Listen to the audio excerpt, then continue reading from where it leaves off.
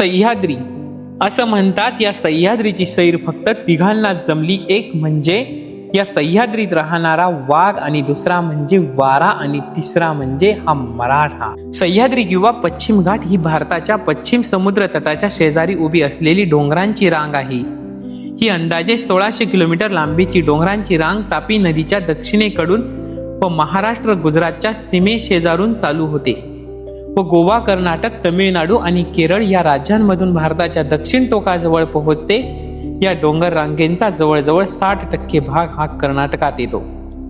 या सह्याद्री पर्वत रांगेला पश्चिम घाट असेही म्हणतात. देशातल्या तब्बल 6 राज्यांमधून ही जाणारी हा सह्याद्री पर्वत रांग. या सह्याद्रीची लांबी ही 1600 किलोमीटर आहे, तर आपल्या महाराष्ट्रामध्ये सह्याद्रीची लांबी ही 660 किलोमीटर आहे. सगळ्यात मोठा सह्याद्रीचा विस्तार हा आपल्या महाराष्ट्रात असून अशा या सह्याद्रीचं संपूर्ण क्षेत्रफळ 60,000 वर्ग किलोमीटर एवढं आहे. या रांगांची उंची सरासरी 1200 मीटर असून अनेक उंच शिखरांना हा सह्याद्री आपल्या पोटामध्ये सामावून घेतो. सह्याद्रीतील सर्वात उंच शिखर हे केरळ राज्यामध्ये आहे. याची सरासरी उंची ही 2665 मीटर एवढी आहे. हे शिखर अनाईमुदी शिखर. तर आपल्या महाराष्ट्रातील सर्वात उंच शिखर कळसुबाई हेही सह्याद्रीमध्ये. कळसुबाई शिखराची उंची ही 1666 मीटर एवढी आहे. तर या डोंगर रांगेमध्ये महत्वाचा खंडभाग पालघाट खिंडीच्या स्वरूपात आहे. ही खिंड तमिळनाडू आणि केरळ या राज्यांना जोडते. इथे सह्याद्रीची उंची सर्वात कमी म्हणजे फक्त 300 मीटर आहे.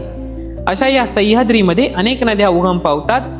यामध्ये मुख्य म्हणजे दक्षिण गंगा म्हणून ओळखली जाणारी गोदावरी, कृष्णा, कोयना व कावेरी या दक्षिण वाहिन्या नद्या, तर पश्चिम वाहिन्या नद्याही अरबी समुद्राला जाऊन मिळतात. तर या सह्याद्रीमध्ये कोयना धरण हा सगळ्यात मोठा जलविद्युत प्रकल्प महाबळेश्वर मध्ये आहे.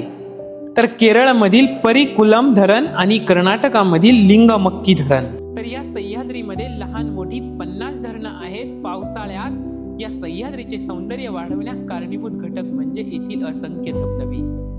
यात जोग धबधबा हा दक्षिण आशियातील सर्वात उंच धबधबा असून तो जगातील 1000 आश्चर्यांपैकी एक आहे. तर कावेरी हे वन्यजीव अभयारण्य कावेरी नदीच्या उगमाजवळ असलेलं एक सगळ्यात मोठं अभयारण्य आहे. तर या सह्याद्रीचं हवामान हे पश्चिम घाटातील वातावरण व उंचीनुसार बदलत जातं. कमी उंचीवर उष्ण दमट हवामान असून उंच शिखरावर 1500 मीटरच्या उंचीवर 15 अंश सेल्सिअस तापमान आहे. तर पश्चिम घाटातील पर्जन्यमान ही 3000 ते 4000 मिलीमीटर एवढं आहे. तर येथे पावसाचं प्रमाण बदलत जातं व उत्तरेला ते सर्वाधिक असतं. तर या निसर्ग सौंदर्यानं संपन्न असलेला हा सह्याद्री आपल्या भारताच्या 5% क्षेत्रफळावर पसरलेला असला तरी भारतातील उंच वाढणाऱ्या झाडांच्या 15,000 जातींपैकी सुमारे 4000 जाती या सह्याद्रीमध्ये सापडतात. यापैकी सुमारे 1800 जाती या पश्चिम घाटात आढळतात. सह्याद्री रांगेत जवळजवळ 84 उभयचर प्राण्यांच्या जाती, तर 16 पक्ष्यांच्या जाती, 7 प्रकारचे सस्तन प्राणी व 1600 प्रकारची फुलझाडं आढळतात, जी जगात इतर कोठेही आढळत नाहीत. या सह्याद्रीला आपल्या महाराष्ट्रामध्ये विशेष महत्व आहे. तर आपल्या महाराष्ट्रामध्ये दख्खनचे पठार आणि कोकण यांना वेगळा करणारा हा सह्याद्री. या सह्याद्रीत छत्रपती शिवाजी महाराजांचे स्वराज्य पसरले आहे, अगदी उत्तरेपासून ते दक्षिणेपर्यंत. या स्वराज्याची राजधानी रायगड ही या सह्याद्रीचा एक हिस्सा. तर अशा या निसर्ग सौंदर्यानं संपन्न असलेल्या सह्याद्रीमध्ये पर्जन्याचं प्रमाण हे खूप जास्त आणि प्रचंड असा पाऊस या सह्याद्रीमध्ये पडतो. त्यामुळं अनेक नद्या, ओढे, नाले या ठिकाणी प्रवाहित होतात. तर जास्तीचा झालेला जलसाठा हा या सह्याद्रीतील धरणांच्या माध्यमातून स्थिरावला गेला. शेवटी काय, तर आपल्या महाराष्ट्रातील शेतीचा आणि पिण्याच्या पाण्याचा प्रश्न सुटला.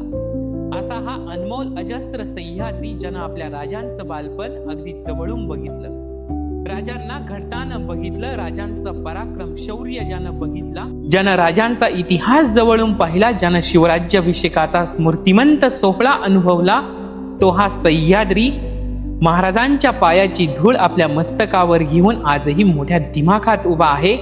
अशा या सह्याद्रीला माझा मानाचा मुजरा. तर कसा वाटला आजचा हा ब्लॉग? आपल्याला जर आवडला असेल तर कमेंट करून नक्की सांगा. आणि हो, आपल्या चॅनलला सबस्क्राईब करायला मात्र विसरू नका.